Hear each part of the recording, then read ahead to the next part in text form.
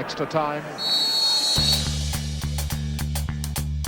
Hello and welcome back to the Extra Time podcast. It's me, your host, Patrick Van Straaten, and today I'm joined for a very special episode of the pod by Dougie, Critchley and Djellab. Hello, Dougie. Hi, Pat. How are you getting on? Chaos, isn't it, in the world? I know, it's a crazy Monday morning. Zach, how are you feeling? I'm good. Yeah, I'm good. I've kind of recovered after the past 12 hours, but yeah, it's been a wild time. We're living through history again, whilst also living through history. Yeah, I was going to say, are we not always living through history? Just mostly quite boring, unremarkable history. Well, as you may have guessed, we're going to talk about the biggest news story of the weekend today, which is the formation of the European Super League. Now, obviously, this idea has been floating around for several years now, but it took a big step towards reality on Sunday with 12 of Europe's leading football clubs announcing that they've agreed to establish this new midweek competition, the European Super League, which will take the place of the Champions League, essentially. Now, they're going to try and start it as soon as possible, and it's going to be run by founding clubs. So there are going to be 15 founding member clubs, and then 5 teams will qualify for the tournament each season. Now, 3 of those founding clubs are yet to be determined, but there are 12 already confirmed, and they are AC Milan, Arsenal, Atletico Madrid, Chelsea, Barcelona, Inter Milan, Juventus, Liverpool, Man City, Man United, Real Madrid, and Tottenham? Question mark.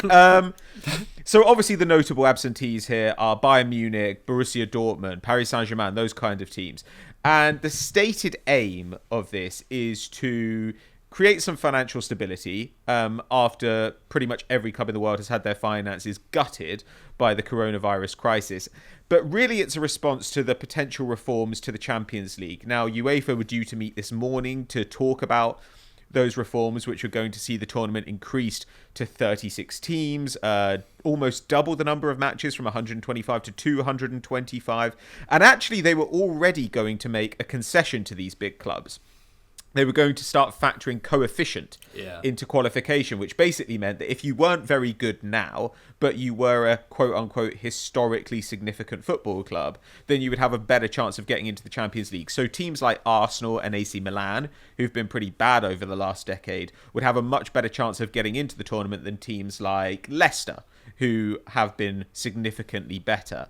But that apparently was not enough for the big sides, and they've decided to press ahead with the formation of this division. This morning there was a meeting of the European Clubs Association, and the representatives from Arsenal, Man United, Juve all walked out. That they're done.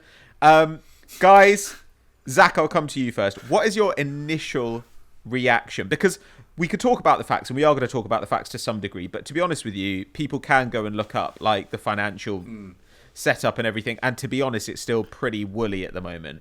How do you feel about this? I think sad. Yeah, like I think a lot of it when you've looked into it doesn't take into account the kind of like fan aspect and the idea that you want fans to go from traveling Europe. I mean, one, we're in a pandemic, but also traveling Europe, every other week to go see their club play in Spain and Italy and who knows what other clubs end up joining too, and just like it just feels it takes away from the point in football, like the idea that your club will never get relegated from this division and will always be one of the best because they're getting 350 million or so pounds from it every single year to help them. It just makes things like the domestic league pointless.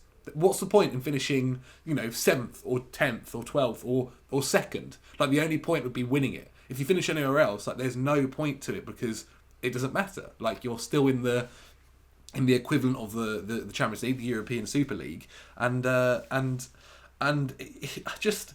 think it just loses the integrity of football. Like the whole point of the competition, it's so like American, so like the NFL or the MLS where you don't get relegated. You literally just, it doesn't happen. And like I wouldn't be surprised in say like a couple of years time they brought in a draft and all that kind of stuff. It's all quite shocking. And also like to call it we just shot winners and losers, and Joe made a really good point. Like to call it the European Super League when currently only 3 countries out of Europe, which is about 50 odd, it is ridiculous. It's mental. I just don't get it. I don't really agree with it. I can understand, like there are points that I understand, like Arsenal for instance right now I get why they're annoyed, right? They're in the Europa League, and if they win the Europa League, they get nowhere near as much money as, say, someone that's in the Champions League and progresses into the round of 16 and gets out of the group stage. Like, I can understand why they find it frustrating and why they, especially during a year of a pandemic, where normally football clubs, especially in the instance of the top ones, financially are all grand, when they've had this shock and be like, oh no, we are human, we could go under if something like this happened again, and even worse or so, and they want to secure that, they want to make sure they're okay. But the proposal is just, in my head, like, insane and just like so elitist. Yeah, I mean, that's an interesting question, right? So, Dukes, based on what Zach's just said, if they announced the formation of the European Super League, but said that it would just basically work like the Champions League from the first year, that the teams that finished in the top 4 or whatever were going to make it, would there be any reason to object to this competition? I mean, obviously that would never happen because the whole point is preserving the financial power of these elite clubs. But are there reasons to dislike this league beyond the fact that it does seem like a power grab by those big sides? Yeah, I mean, if it didn't destroy the sort of fabric of football and change football as we know it for the last 100 years, then yeah, I think a lot more people would be for it. The Champions League in itself, has changed format so many times as it is, in 1990 or 1992, I think it was. It then changed again in the early 2000s, getting rid of a second group stage. And I don't think anyone has a massive problem with UEFA's plans to expand the Champions League, take it to more countries. It probably makes sense in the overall, and I don't think anyone's too precious about changing the Champions League. But to completely void that competition, which has given so much to so many of these clubs, like Real Madrid, 13-time winners, Barcelona 5, AC Milan 7, Liverpool 6, like these are the teams that have built their reputations and built their history and built their success off the back of success in European Cups and league titles to a certain degree as well. But the grandeur that goes with these clubs, the marketing, it's all based on success in the Champions League. And they want to throw that all away to create a competition that is just so anti the complete structure of football, the idea that any team can beat anyone and anyone can win a league and then get represented in European competition. It's sickening, I think, really, is the word I'd probably use. And I'm still in shock, really. And I don't think they've thought it through either, because I, as a neutral, like Sunderland probably will never get into the Champions League, we're never getting into the European Super League as it is. But I watch the Champions League every week. I love the Champions League. And I don't want to watch Arsenal play Bayern Munich twice a year and lose 5-1. Well, what makes it so unique, the Champions League, is the uniqueness of the ties. We're watching Real Madrid versus Chelsea in a couple of weeks. We've never seen that before. How exciting to see how a developing side under Thomas Tuchel does against a European juggernaut. We're just not going to see those ties, and they're not going to be so special anymore. It's just going to be week in, week out, and I just think they haven't thought this through from the fans' perspective, and we're the ones that can really make a difference in this if we don't buy the merchandise, don't watch the games, and hopefully it will get overturned. Okay, well, I'm going to pick up a couple of points there. Firstly, in case you thought that Dougie was overstating things when he said that this is going to change football, it really, really is. The reaction from football's authorities has been furious. So UEFA have said that the clubs concerned will be banned from playing in any other competition, domestic or European level. Their players could be denied the opportunity to represent their national teams. The FA have threatened legal action, and there's a possibility here that clubs... I don't think it's very likely, but there's a possibility here that clubs could be docked points or relegated or something. Like, it's very difficult to say. On the other hand, I'm going to play devil's advocate a little bit. I actually don't think that the Champions League produces unique ties. Chelsea and Real Madrid is unusual in that it's something we haven't really seen before. Because what we have seen in the Champions League so far this season is we've seen Bayern Munich play PSG, PSG play Barcelona, Real Madrid play Liverpool.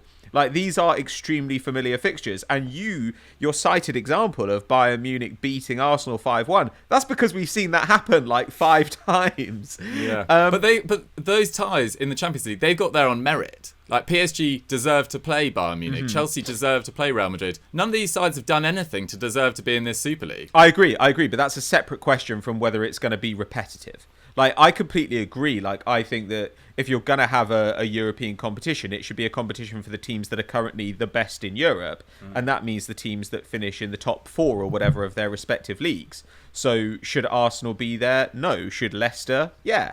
Like, I completely agree about that. But what I don't think is that this really is going to like affect the uniqueness of European ties. I mean, it will in the long term, because obviously we will see the same teams play each other every season.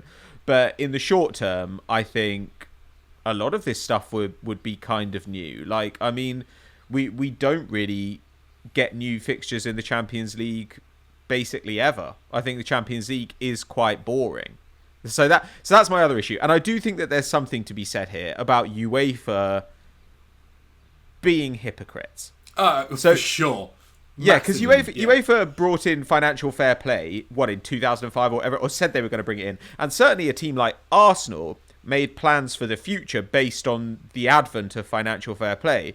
It then turned out that UEFA were never going to enforce it properly, and now they're complaining about unfairness and greed. And similarly, it does seem a bit like all the clubs that are complaining and saying, oh, this is unfair, and, this is like, the game is gone, blah, blah, blah. It sounds... I don't really buy it. Because what it sounds to me like is not, oh, we must preserve the game. It's they're annoyed that they've been cut out of a lucrative enterprise. The fans have legitimate complaints, I think. But the clubs whining about it, I think, can fuck off. Like, I don't buy a word of it. Yeah, I mean, I can see... Like, that's the thing as well, right? For years... Now, for years, I think this first came. I remember when I was reading into it, the whole idea has come from when that tournament was started in America back in 2015, and the clubs played each other in a pre-season game, and then since then it's been spoken about, and also since then the clubs have gone to UEFA and FIFA and said, like, look, we want changes. If you don't do changes, we'll do it ourselves, and continuously like said this to them, and then I mean, it's and then have basically gone, okay, well, you guys aren't going to do what we want. You guys aren't going to change it. You're not going to listen to us. So we're going to go completely out there and do our own thing. And I think the whole time UEFA thought, okay, yeah, sure, whatever. Like, you go do that, whatever you say. You're not actually going to do that. And then now, the first time of some sort of solid evidence, and they've got a whole website and it's been backed by JP Morgan and everything, that the UEFA sit there and go, oh wow, like we've shut the bed here. We've not worked probably alongside them well enough, and yes, maybe what they are saying is out of this, is ridiculous and shouldn't happen. But they've not probably spoken enough. Whereas like when I look at the whole thing, what's going to happen, I would not be surprised if in say a month's time, it's been some massive compromises happened, and the clubs get probably what they want, the majority of it. However, it's still called the Champions League. UEFA still run it and all this kind of stuff. However, they're the founding members are part of the kind of like ownership of it. Maybe it's split between them. I'm not too sure. But that's looking more so into the future than now. But I'm really not that surprised that it's happened when they've said continuously, if you don't listen to us, if you don't do this, we are going to do this. And it's no surprise it's happened even more so now when Real Madrid and Barcelona are in these financial debts of nearly over €1 billion. And as we mentioned earlier, AC Milan, Arsenal, these clubs aren't even in the top competition in Europe, in the Champions League. Like, it's no surprise that now, when they need the money and when they don't see maybe a future for a while of getting back into this top division, that it's been announced and that these clubs are involved. Yeah, I mean, Arsenal, Chelsea, Liverpool, Tottenham are all outside the top 4 in their league. Juventus are 4th in their league. Like, as you say, AC Milan and Man United as well have been, really pretty mediocre for the best part of the last decade. It does feel like this was a time to get those teams on board when they're feeling a little bit weak. Their finances have been hurt by COVID, and they're not sure that they can actually compete with smarter teams anymore. Yeah, I mean, it does feel like that. And also, I just think the Premier League clubs, particularly in this arrangement, the Premier League clubs have the most to lose because we've got the richest league as it is, we've got the biggest broadcast revenue, we've got the biggest spending on transfer fees, and instead we've given, or the Premier League clubs involved have given, you know, your Barcelonas, your Real Madrids, your Juventuses a chance to catch up, which is basically what they were looking for all along. They just haven't thought this through. Like, you've just got rid of your USP, which is the Premier League and the success of the Premier League, and instead you're going to go into bed with these other teams, develop them, give them 400 million euros per time they take part, and the gap will just close. And Arsenal, Spurs, Man United will be increasingly average in this competition, and it's not going to look good for their optics either when you're coming 20th or 15th and below in a league. So I don't know. I'm just disappointed. I just don't think it's been thought through on on any level really. Yeah, I kind of agree with that. I think that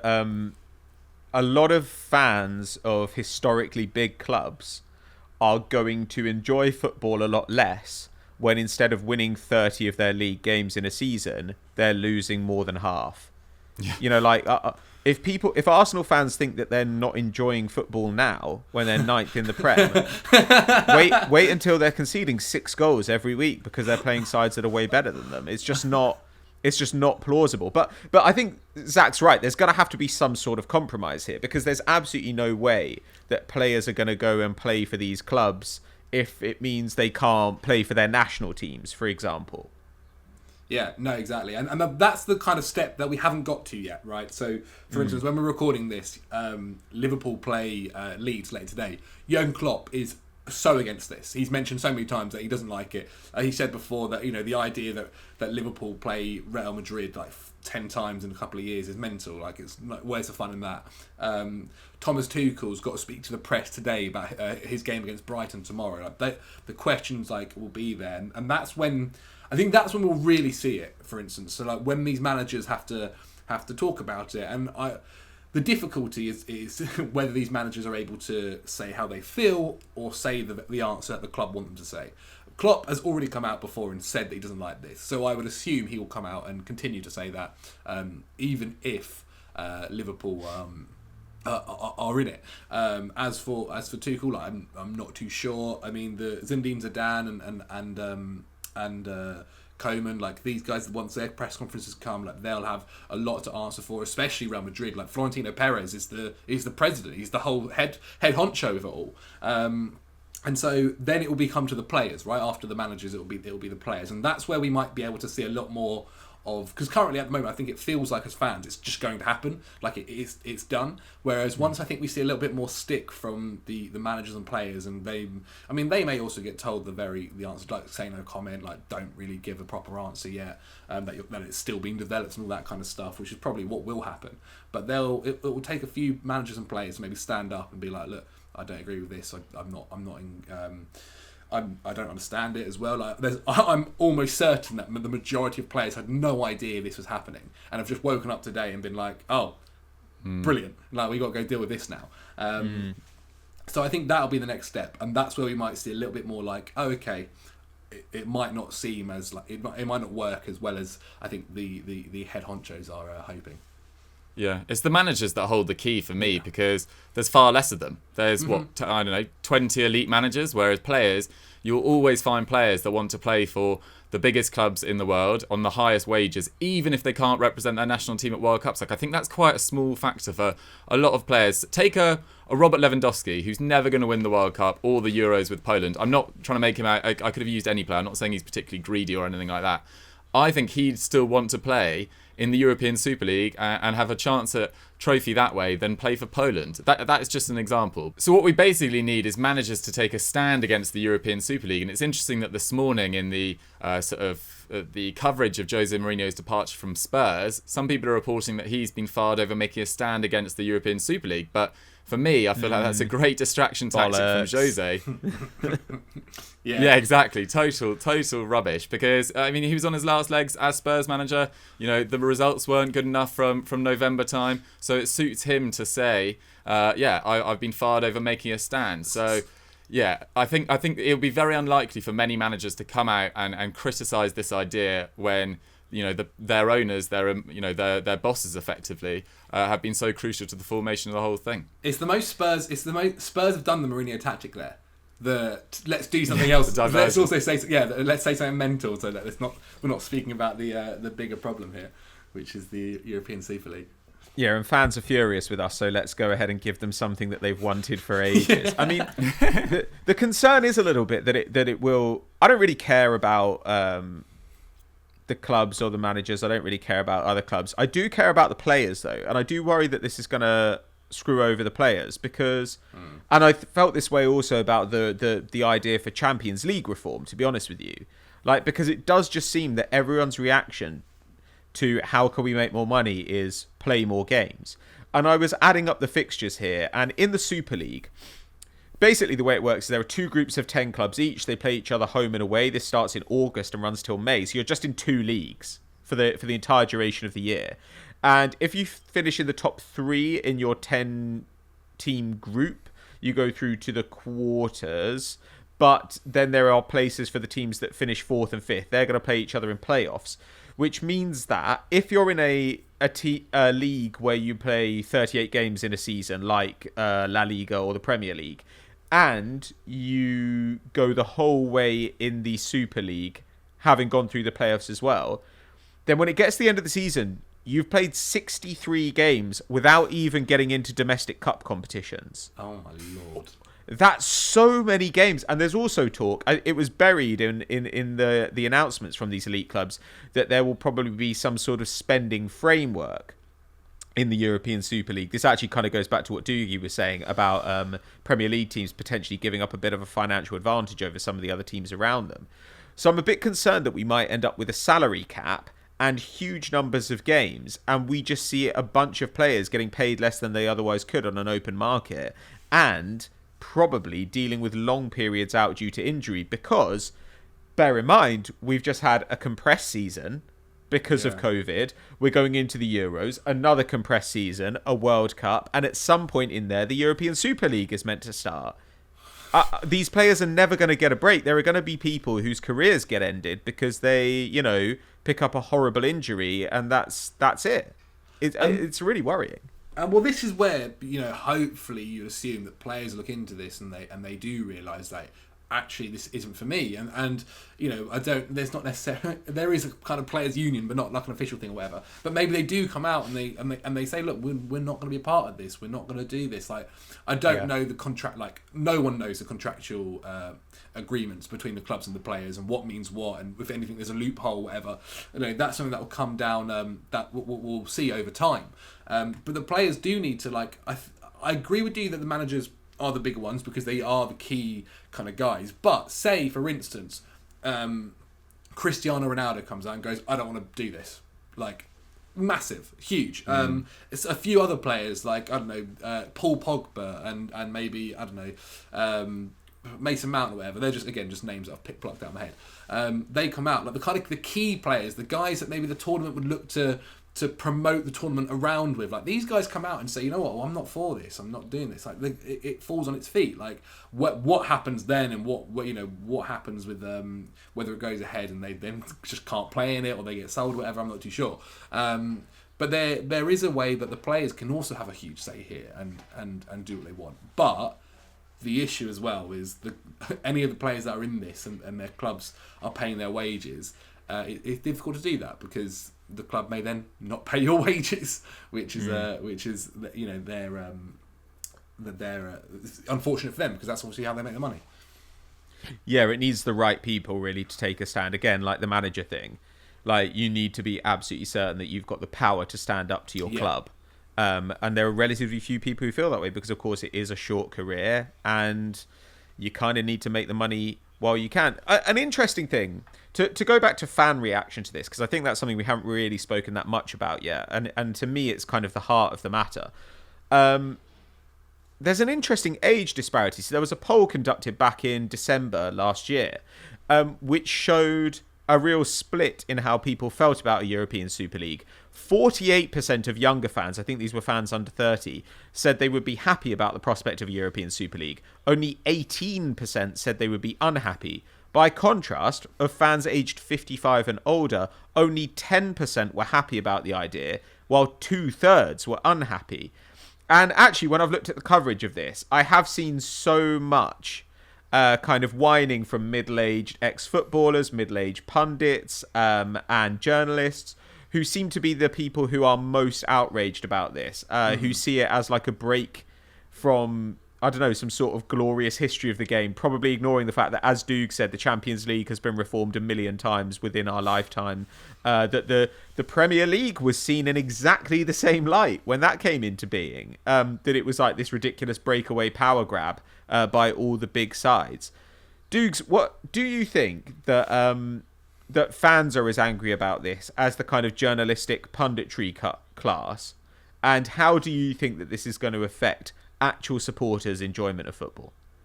Yeah, it's difficult to say. I think on Twitter I tend to follow journalists and news sources, so I feel like maybe I'm in a slight echo chamber where I only see people's opinions who are quite similar to mine, and there is a lot of anger there. But it's an interesting point about the younger generation. I've read quite a few recent articles about how the fact that boys, girls slightly younger than ourselves don't have so many ties to specific clubs, but rather to specific players.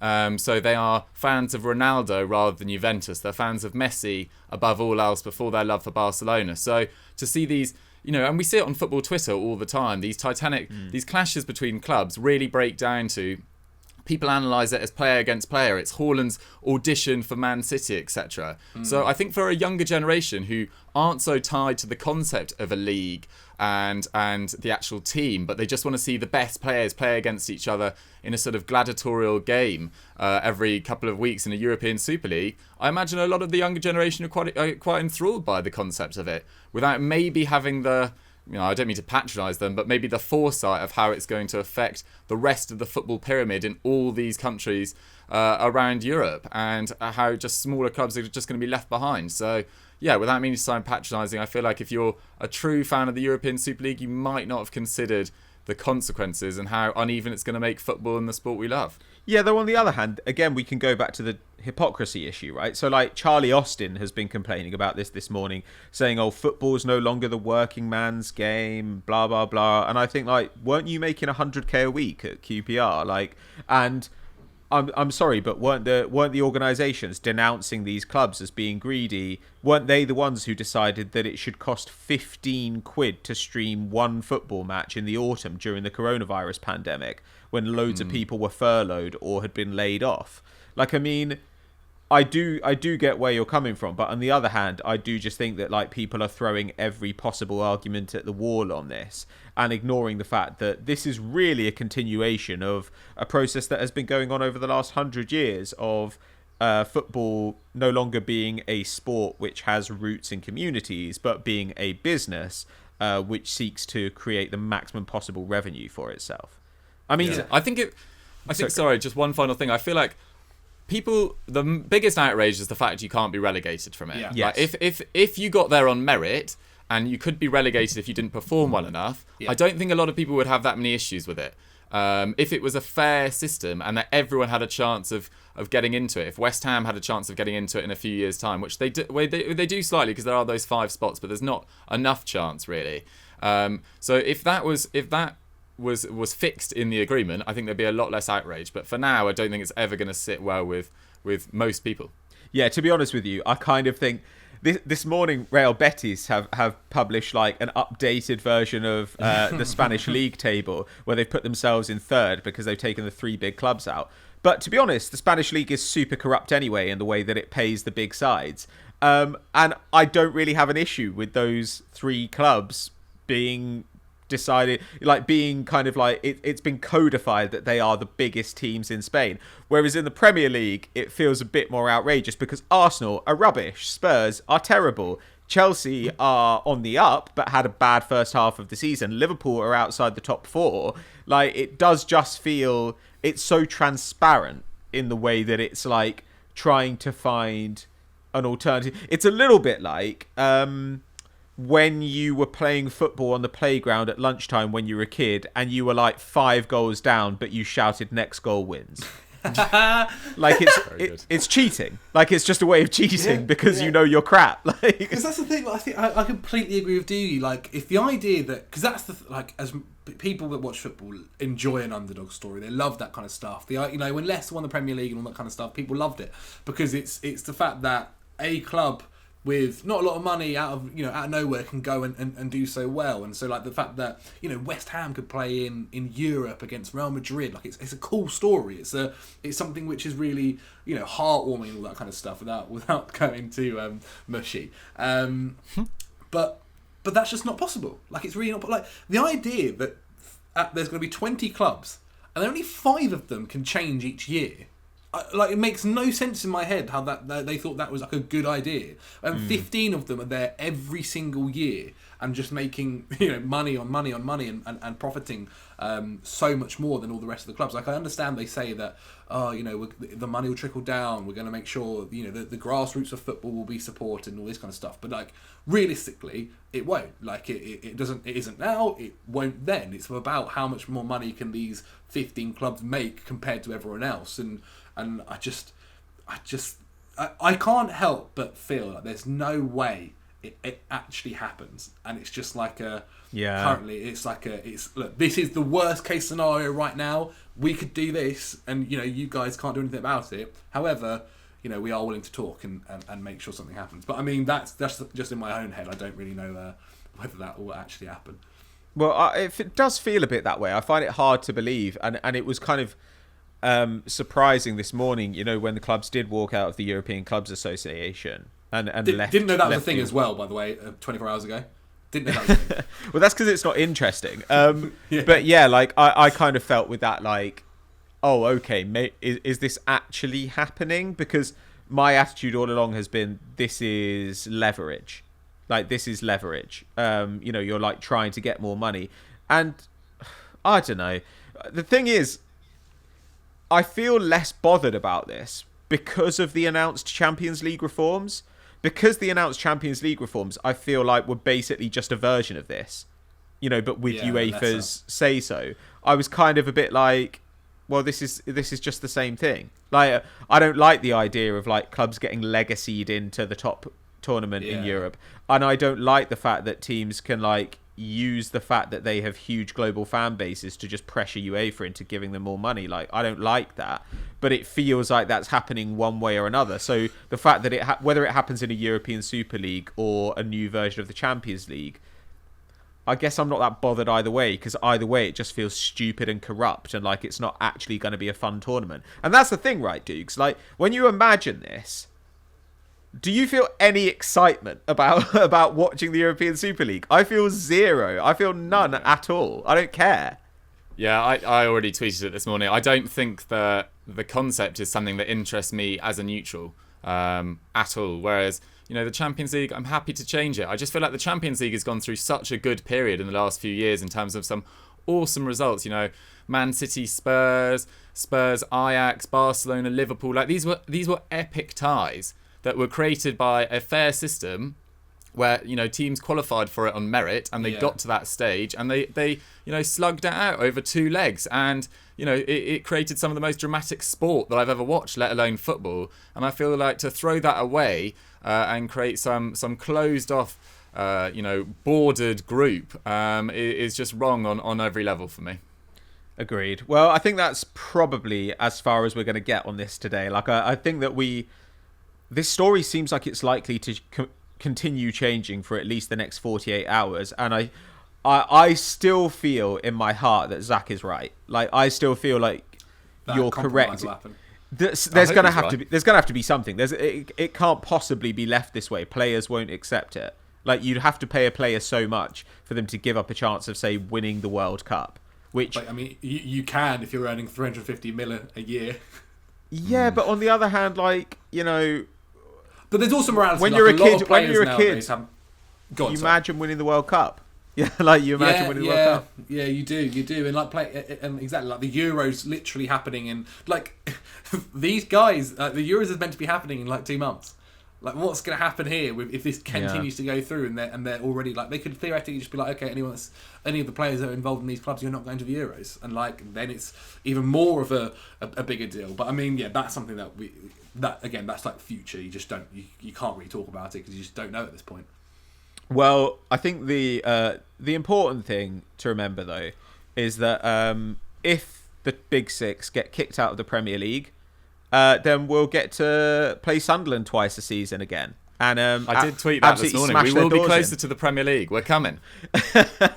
Well, at least there's good news in there for somebody. Thanks very much for being on the show today, guys. Zach, is there anything you'd like to plug?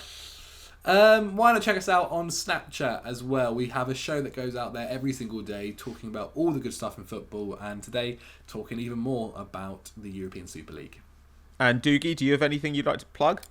Yeah, why don't you go check out ERU from Monday on Eurofootball Daily, where McCubbs and me talked about why Real Madrid and Barcelona are ringleaders in this and how Javier Tebas is a little bit cross, to say the least. Oh, well, he always is, isn't he? Thank you very much to you guys for joining me, and thank you to you for watching or listening at home. Make sure that you're subscribed to the podcast using whichever podcast app you favour, or that you're subscribed to us on Football Daily Podcast on YouTube. Thanks very much, and this story is going to run and run, so I imagine we will see you again to discuss it more next week and in the coming months. We'll see you next time. Bye! Bye!